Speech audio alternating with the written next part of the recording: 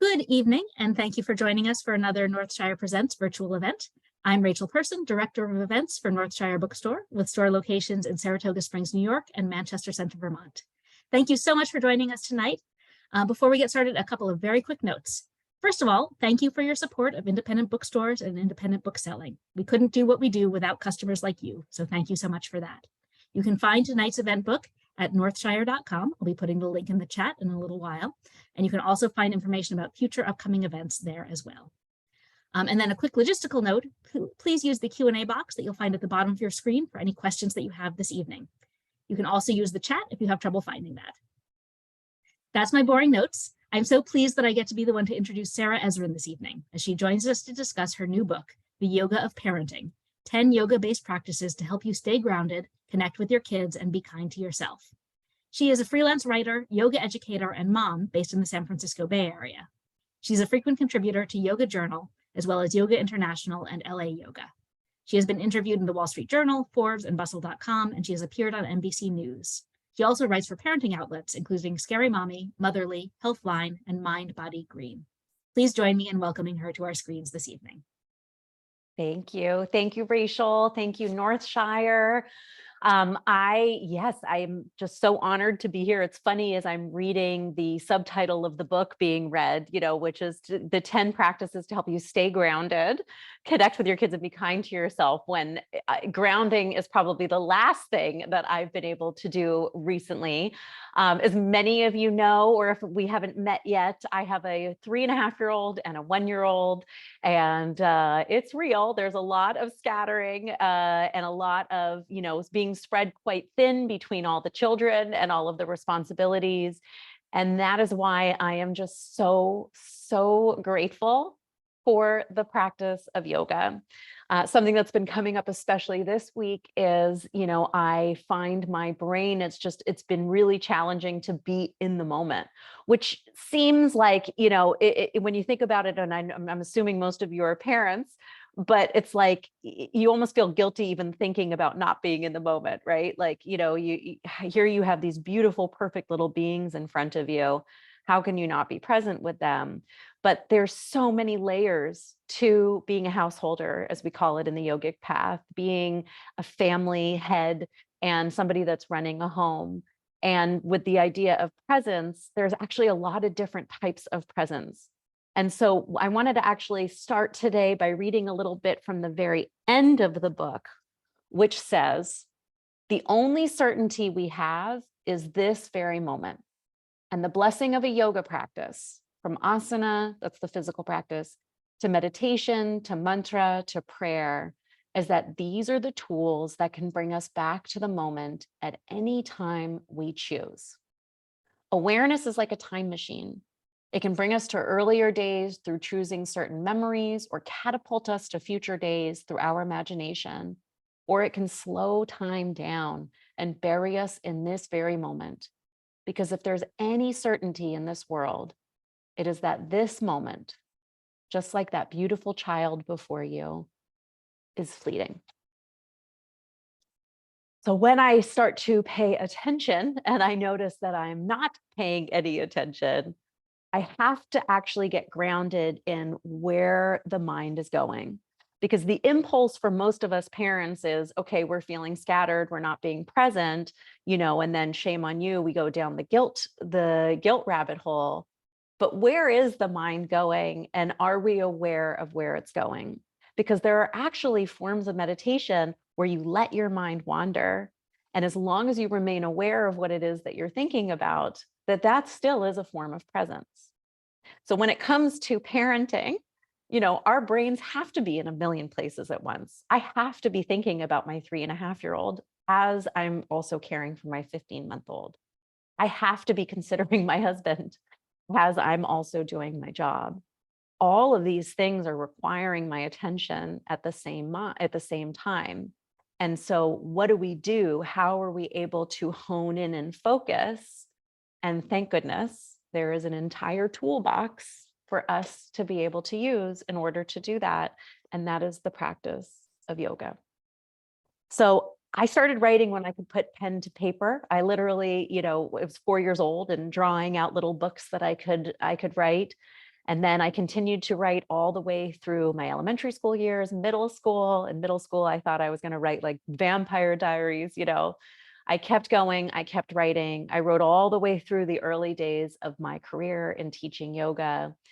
And what made me have the idea to actually start writing in the parenting sector was, well, first of all, I had been writing in the yoga sector as well. I was writing for different publications.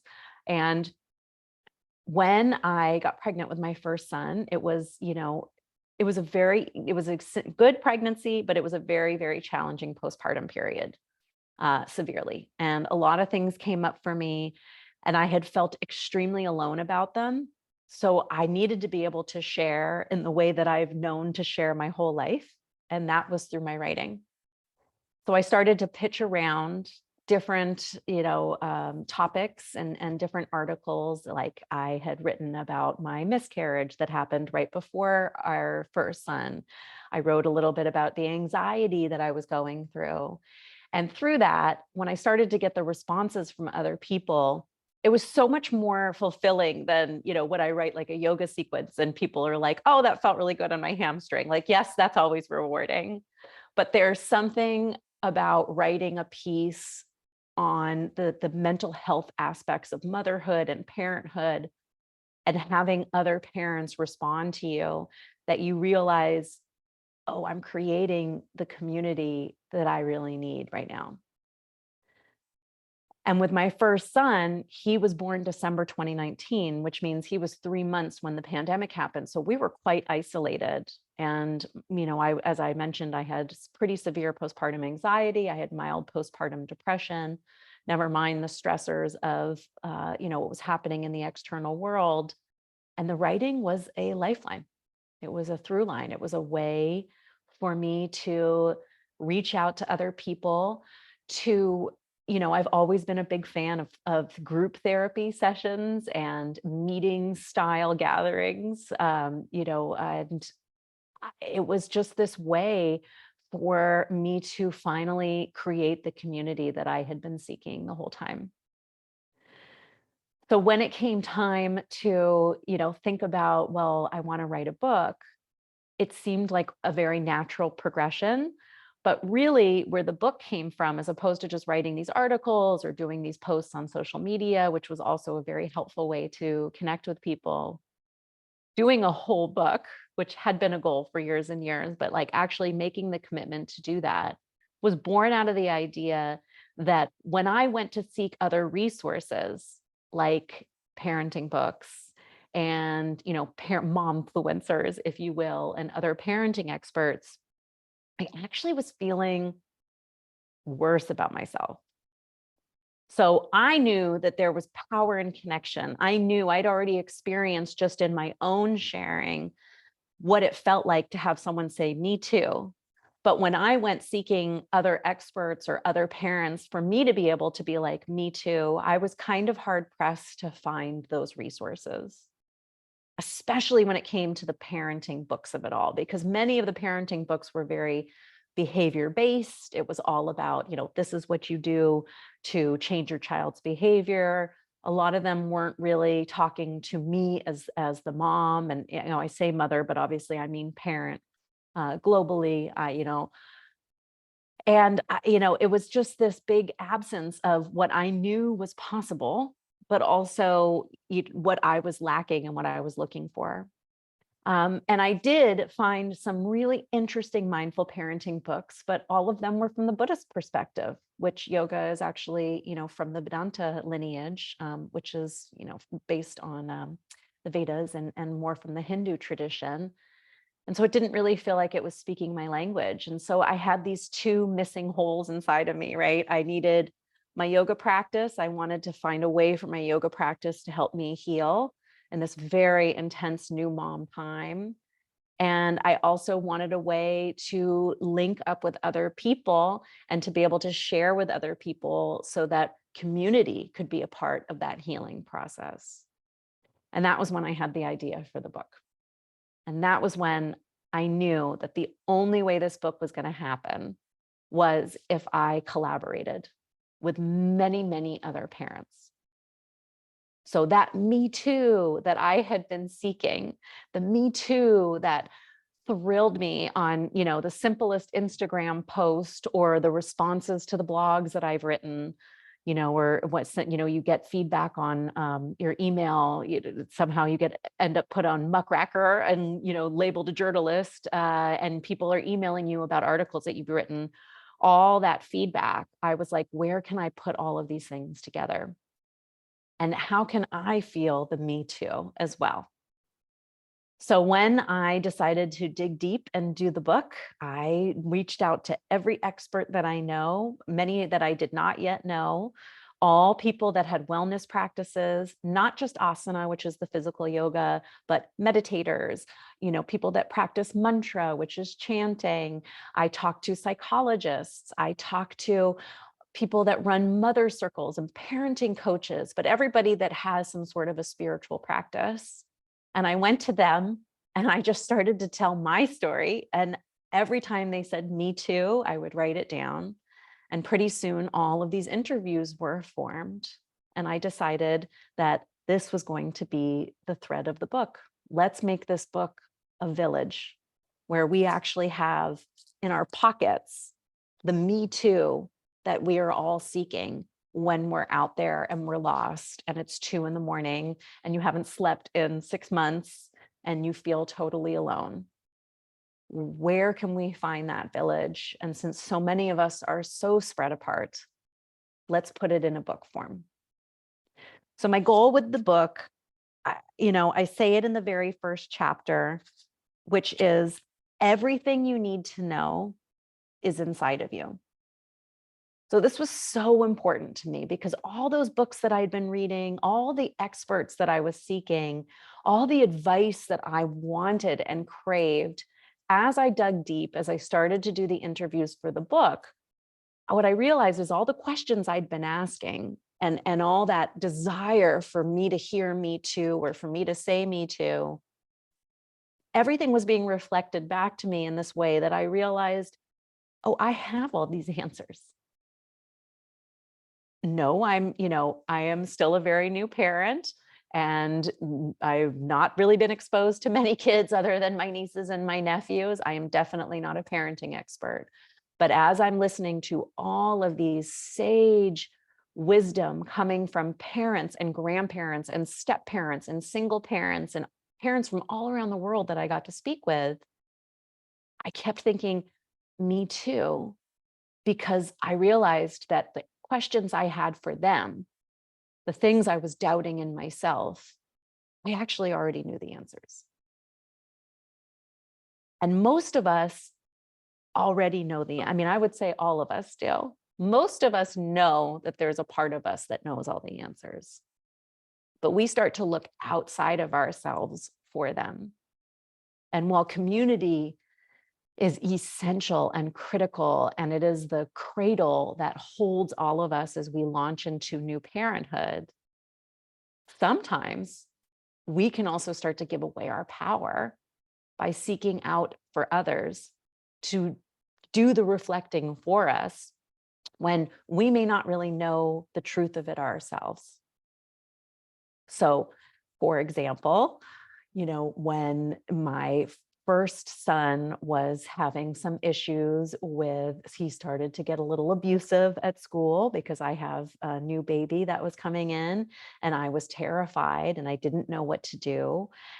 And in my stomach, when I got grounded, when I used my practice to just breathe and choose to be with him in this moment where nothing was happening, there was no incidents, he was behaving quite well, we were connecting deeply, even though my mind would spin to the next thing, I would then go out and I'd try to talk to experts and other people. And I would say, what do we do? And as I was telling the stories, I would watch their wincing, or I would start to, almost overread their responses.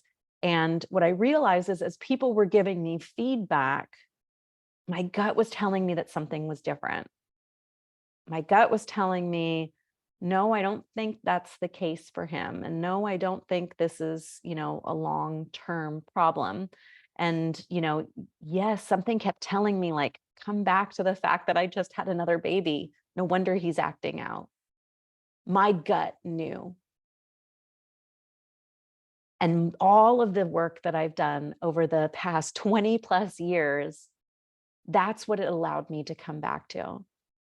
I had some people say, I got you, I see you, I feel you, and I felt reflected and I felt taken care of. But I also had some people stand up and say, this doesn't sound right. And that didn't sound right. And I was able to stay steady and land in my truth of the moment. And we did get through that behavioral situation, that season, let's call it, because I trusted my gut. I went to the right sources and I started to tap in to the innate wisdom that is inside of us. And I think that innate wisdom, that's the me too, right? When you read something that somebody writes on social media, or you read something that somebody writes in a book, and it's like, oh my goodness, me too. We are tapping into that place of innate wisdom. So as I say in the book, everything you need to know is inside of you. This book will not transform you into a great parent because, spoiler alert, you already are. Instead, this book will help you rediscover that same unconditional love you feel towards your children for yourself.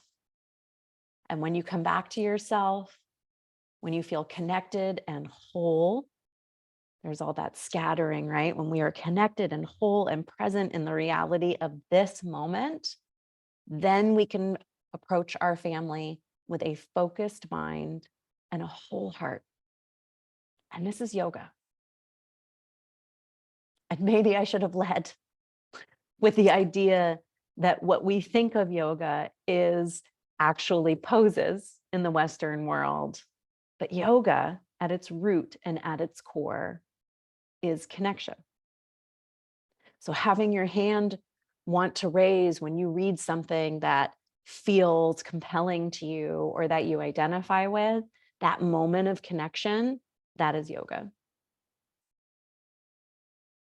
Feeling almost disconnected from somebody that's giving you advice that's not authentic to you or that doesn't sit well with you, but you're connecting into something deeper inside of you, that is yoga. Getting down on the ground level, eye to eye with your toddler and really observing what's happening in the moment and why he pushed the neighbor kid because you're holding the baby, and being able to be connected enough to know in that moment that this is where this is all coming from, that is yoga. Staying up 2 a.m. to feed your baby, yoga. Sitting with a sullen teenager who doesn't want to talk, but just needs you in their presence, is yoga. Yoga is connection, and parenting is yoga. So what I tried to do in this book, as what started as me going to other people for answers, really became this self-inquiry journey into me finding the answers within myself. And they weren't answers that I was going to share with you. I wish I could see you all, because my answers aren't going to be your answers. Yes, me too. Yes, I feel you and I agree with you and I see myself in you when you're sharing, but there is an individual thread that needs to be followed to find the right solution for each of us. So when I went to the experts and I asked all these questions and I started to realize, oh, I already know that answer, or this is different for my son, that changed my book entirely into a self-inquiry journey for parents, for us to get connected to ourselves, for us to practice yoga within. And I don't just mean doing a down dog. And yes, there's poses in here, but I'm talking about even the wherewithal to sit quietly and to notice everything's scattered right now. I need to come back to myself. My mind has left into a virtual reality. What's happening in the here and the now? I kept all the interviews because they're amazing and they're rich, and the experts that I spoke with are just phenomenal. But what I also started to weave into the book was exercises for you, the reader, to start to figure out what's your me too. And what's your path to getting grounded? Because while I sometimes need to sit and quiet and actually feel my bum on the floor, that's not the same for everybody else. Some of you may need to go for a long walk to find your grounding. Some of you may need to do a dance party with your kids to find that grounding. Some of you may need to journal. There are many, many pathways for you to be able to connect to yourself. But first, we got to get grounded. Then we start to do the connection process. We start to dive in and look at what our needs are and what the reality is of the moment. Sometimes that requires reaching out to other people to either know what information not to take on and who can hold the container for us. And then from there, you know the answer. You always know the answer. That innate wisdom inside of you, this is the beautiful gift of being a caretaker. And whether that your child came into your life through your body or as a bonus child or a stepchild or someone you adopted later in their life, when you are a caretaker for somebody, you know exactly what that person needs in that moment because you are also taking care of yourself first. So in addition to the interviews and the exercises, I try to also offer a lot of different self-care techniques and not just like get in a bubble bath because, that's basic, that's like a, basic cleanliness or take a shower. More like, what do you need right now in this moment? You're feeling a little bit snappy towards your kid or your partner. What do you need in this moment? How can you get grounded so that you can ask yourself, what's going on? What do I need from within? And then the internal voice, that little you inside of you can say, me too, and feel seen. The yoga is really connection. And when we are connected to ourselves, then we are way more connected to the people around us, way more connected to the world around us. But it all has to start from that nucleus of grounding with ourselves.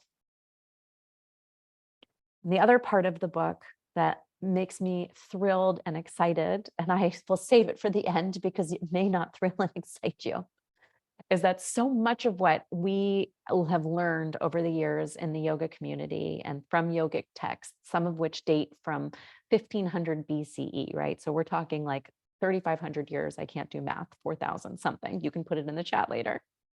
Is that so much modern research and science and brain research is backing up everything we've known. So those moments of connection, we can see it in the brain with the increase of gray matter in the brains of meditators. And you can see it in how the nervous system starts to get regulated when you are able to get grounded and get present in the moment. That it's not a box of tricks and woo-woo steps to try to get you, leg behind your head, which yes, was a goal of mine in my early 20s. Instead, it's all of these different tools to connect. And then all this beautiful modern research to show us the plethora of benefits to practicing that connection piece. So I'm very honored to be here. I'm really excited. We're going to open it up to questions in just a moment. I would love to read a piece from the book. And then I'm really excited to hear all of your questions afterwards. So this is from chapter 5, and the subheading is Need Endurance? Parenting is a long game. It's all temporary has been my go-to mantra to help me to endure the most challenging moments of parenthood thus far. The excruciating anxiety and weight for the first trimesters of pregnancy, temporary. The pain of childbirth and limping around my house for weeks afterward, unable to sit or use the restroom properly, temporary. the seemingly endless nights of nonstop tears, both me and the babies, and blowouts, not me, just the babies, temporary. The many, many sleep regressions, why are there so many? Temporary.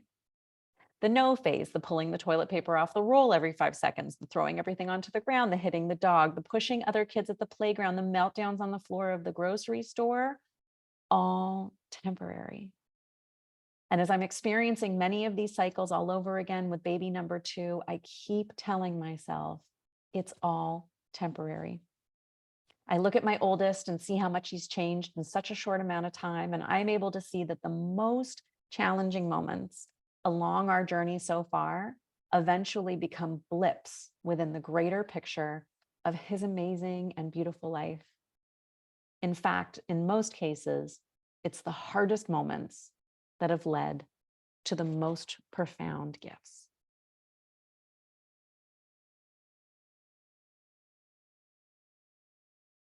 Thank you. That was lovely. Thank you so much.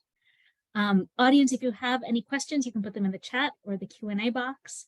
And Sarah, I just wanted to start with a comment, if I could, which is you reminded me of the one truly useful piece of unsolicited parenting advice that I was given when I was expecting my first child, which is the one piece of unsolicited parenting advice that I ever pass on. It's the only piece of unsolicited parenting advice that I ever give, which is within a couple of days of your child being born, you will be the world's greatest living expert on that child. And I found that so comforting, and I have found that so helpful. My children are teenagers now, and I still think of it sometimes. I And how love helpful that. that is. I love that. Thank you.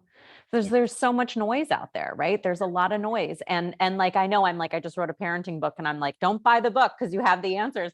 But I mean, it's the truth. And we get so bogged down in what things should look like and the social media of it. And, what was it on television, or what are your neighbors doing? When in reality, when we're able to get grounded in the present and then connect with our kids, we know exactly what they need. Yes, precisely. Yeah. Wonderful.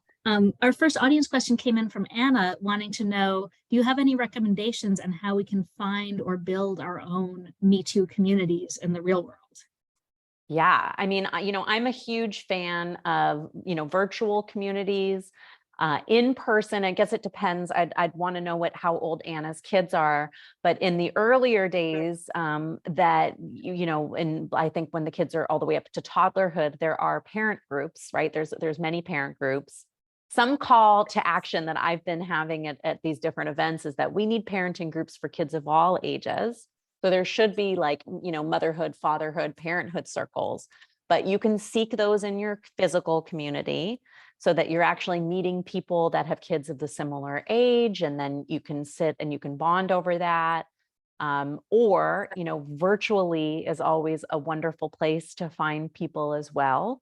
There's different groups for different types of, anything that you need. There's a million Facebook groups, and I actually found great support, breastfeeding on Facebook. So, that was a huge group of women breastfeeding children of all, women and men, or, whoever's breastfeeding children of all ages, and, different advice, and you could go to them for everything. So I think we just have to get creative about it. We've also been really lucky in our neighborhood that we had a bunch of families move in at the same time as us. So all of our kids are similar ages. And I do want to say I was, very lonely in the early days of motherhood, but now that my kids are starting school, there's much more of a community base for us to get involved in there too. Yeah, community is so important when they're little. Yeah. Massive. It's essential. Yes, absolutely.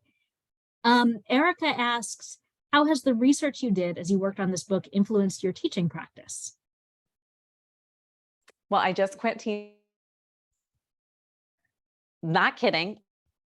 Just stepped back from teaching my physical classes because I just don't attach to it in the same way. And I had taken a very long break after my second son. I was, on a year-long maternity leave, which should be standard, and is in other countries. But, I was due to come back 3 months after I gave birth to him, and I didn't want to. And then I just kept pushing it off and pushing it off. And so around when he was a year, I started to teach asana again, the physical practice. And, having written this book, having done the research, waking up every day and meditating and really having more dedicated sit practices and mantra practices and all these different practices, I was like, this doesn't hold the same importance for me. And that's not really what I want to be teaching right now either. I'm really enjoying teaching meditation. And so not to say I'm never going back to teaching the physical poses, and not to say I don't love moving my body. I move my body separately, especially with dance. But yeah, I think doing all the research and, just reminding myself over and over again. And I'd known it, I'd heard it from my very first yoga class in 2001, or it was like, yoga's not the poses. And like, I knew it, right? You know it. And you know it when you have your first injury, and then you know it when you get pregnant, you know it, but then you forget it again. But having written the book and now having 2 kids and many injuries and, being 41, I realized, it has nothing to do with the poses at all. It's all these other things. So it sounds like it's really changed your personal practice in a really 1000%. Yeah. Fascinating. Very cool. Angela asks, how do you deal with self-doubt when your innate wisdom is telling you one thing that's different from what you're being told by so-called experts or people in your social circles? Okay. So first of all, like high anxiety, that's, I don't even say that flippantly. Like I have diagnosed generalized anxiety disorder. So I live in a constant state of question and dread. And I just want to hold space for the challenge of that sometimes, because what you think is intuition is sometimes just alarms going on in your brain. And then, you're seeking help from others, but their guidance seems to be, fuzzy, and you get really lost in that. I will say that the thing that I've learned in my, many years of therapy and many years of coming to the mat is that if you're gnawing at it and trying to find the answer, then it's going to be more challenging than when you step back for a moment and you allow the solution to come to you. Because if there is no solution in that moment, then maybe you're not totally clear on it yet. Like if you're being kind of like pulled one way by someone, but you're being pulled the other way, and then you're wondering, then I think it just needs a little bit more time and a little bit more space. And this is where actually the physical practice could be interesting, because you can just move your body quietly for even 15 minutes and see if you're getting a little more clarity on that side. But I think if there's a lot of doubt and question, you have to go to a place that grounds you. So whether it's movement or meditation or stepping outside in the garden and, with a little bit of space, reintroduce those questions again. Great, thank you. A great question from Jess, wanting to know, at what age do you recommend teaching yoga or meditation to kids? Can it help them? The second they come out, into the world. 1,000 you can do. So there's tons of baby yoga you can do. And again, I'm not a kids yoga teacher or expert. There's amazing resources you can find out there, like We Yogis Play. Kidding Around is a big one. They're national. But you can do baby yoga from the second they come out of the womb, and you're doing little stretches with their legs. You're doing breathing exercises with them.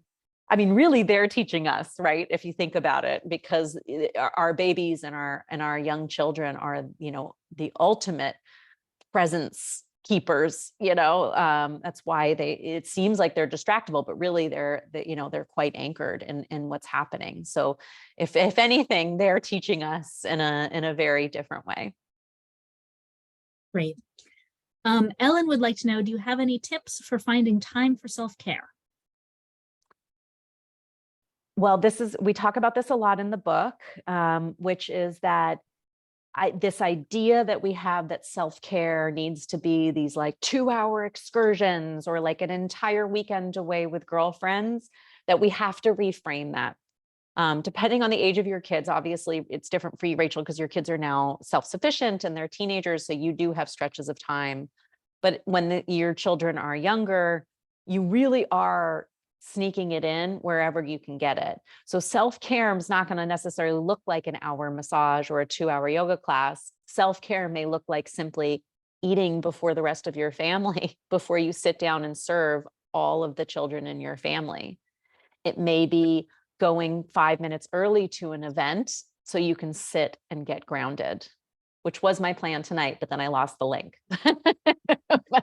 But then I found it. So, obviously the shoemaker's children have no shoes. That's like, but it's doing these little things for you. I mean, something else is wonderful is that minute or two, either when you first wake up or right before you go to sleep. Personally, I like waking up before my kids, but not everybody's a morning person. Some people will need to stay up later, and you got to figure out your constitution. But if you can take that time for yourself, even if it's just lying quietly or, not on our phones, not scrolling Instagram and, feeling worse about ourselves, or watching true crime documentaries, please, because, the nervous system. But if you could just take like 5 minutes, either in the beginning of your day or the end of the day, or both, ideally, that is an incredible self-care practice. And then as the kids get older, 5 becomes 10 and 10 becomes 15, and, on and on you hopefully go. Yes, I have to admit, I do sometimes very much appreciate the self-sufficiency of teenagers. Yes. I miss the days when all their problems could be solved with a cookie and a hug. Exactly. I Bigger kids, appreciate that they bigger can be left to problems, their own right? devices. Yes. Yeah. Zoe says, I'd love to hear more about some of the interviews and the resources that most influenced you as you worked on the book. Yeah. So I got to speak, it was really important to me, first of all, when I was first pitching the idea of the book, I didn't want to write a book that was just like heteronormative couples, right? Where it was just like mom, dad, and 2 kids. Like I really was curious, like, where are the single parents? Where are the gay dads? Where, I wanted as much diversity in there as possible.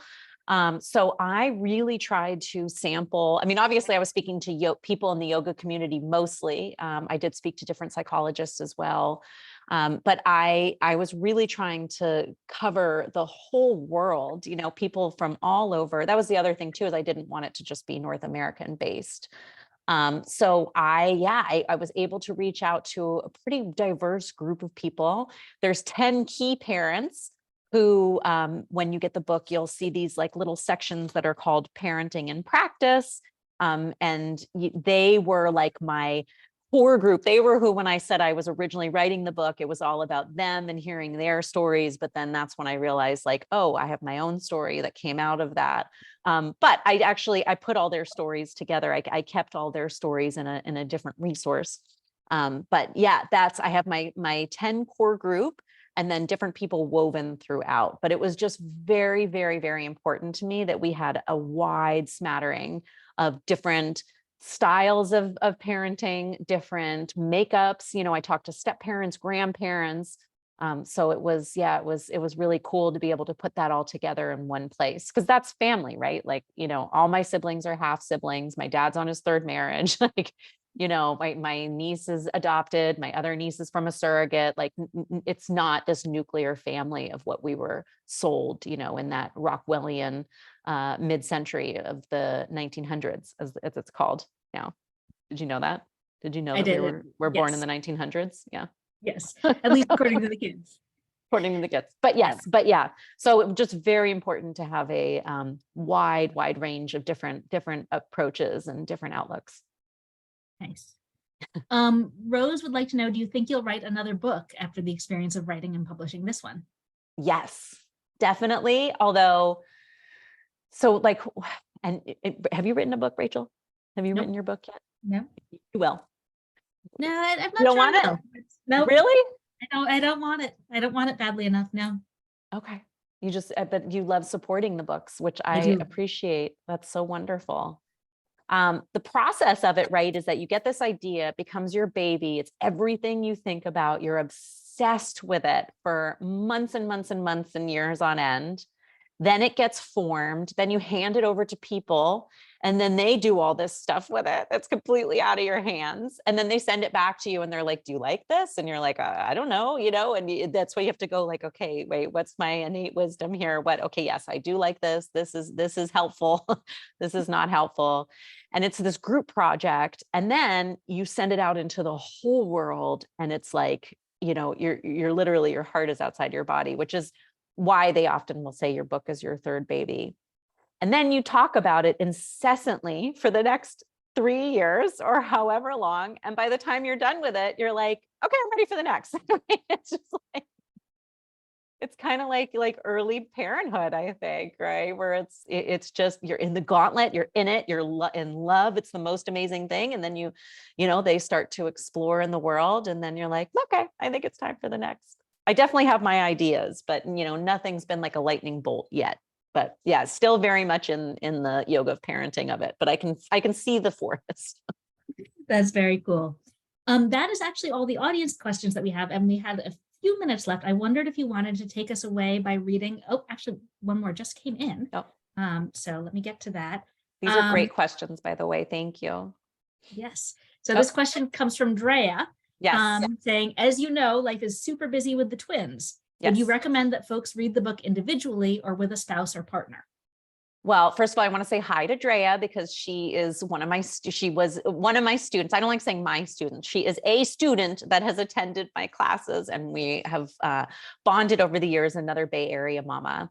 To be fully honest, my husband didn't read the book until like 2 weeks ago. And it was almost better in some ways.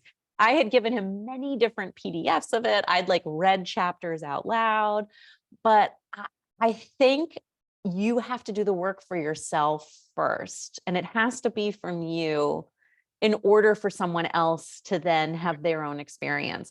So I'm actually really glad that he didn't read it until it was already out there in the world, because then I knew where I stood with it. I knew, like, this is my me too. This is the not me. This is where I stand.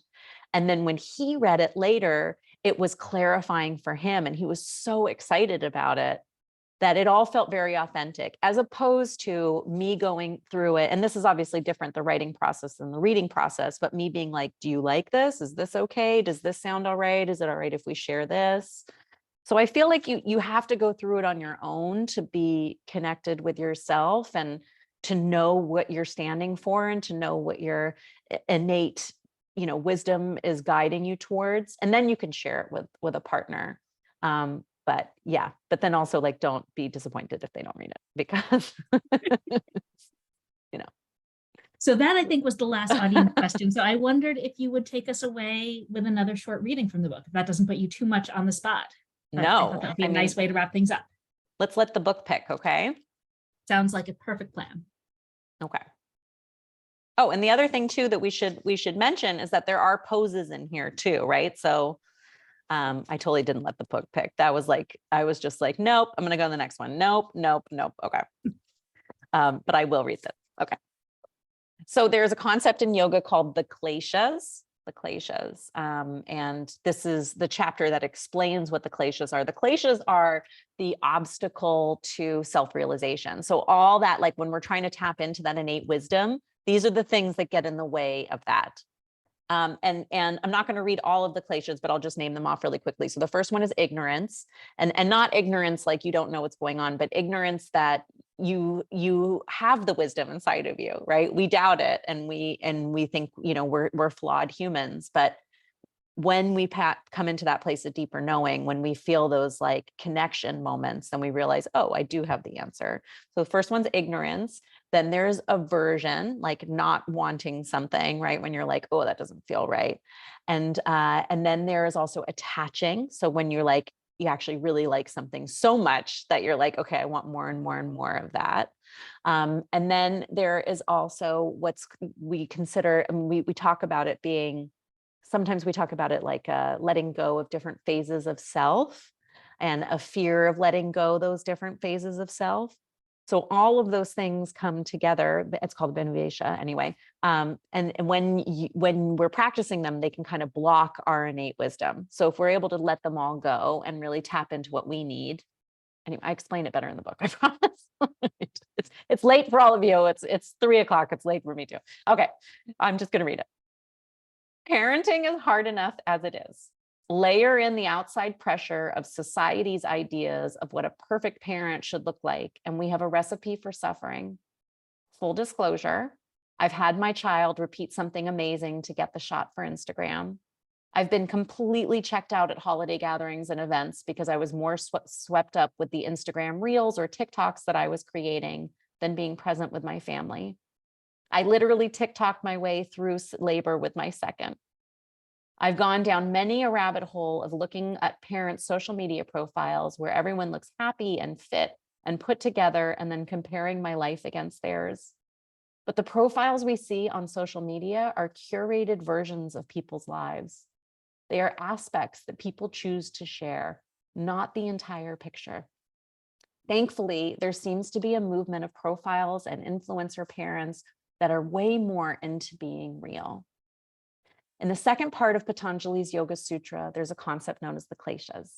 These are the obstacles on our path to self-realization. And the very first one, the one that guides all the others, is avidya. And this is ignorance of our true self. A friend recently posted a meme on Instagram, I know, that said, people who shine from within don't need a spotlight. Well, I would like to revise that to say, people who know they shine from within do not need a spotlight. We have all the answers. That is lovely and a beautiful note to end on. Thank you so much for joining us this evening, Sarah. Thank you for having me. Thank you to your community. And yes, just so wonderful. Have a wonderful night. I know it's like evening for the East Coasters. It is. Thank you, audience, for being here. Thank you, those of you who are tuning in later on YouTube. You can find the Yoga of Parenting at northshire.com or in either Northshire bookstore location in Saratoga Springs, New York, or Manchester Center, Vermont. And you can find out more about other great events we have going on at northshire.com as well. Thank you, everyone, and have a great rest of your evening. Thank you. Thanks, Rachel.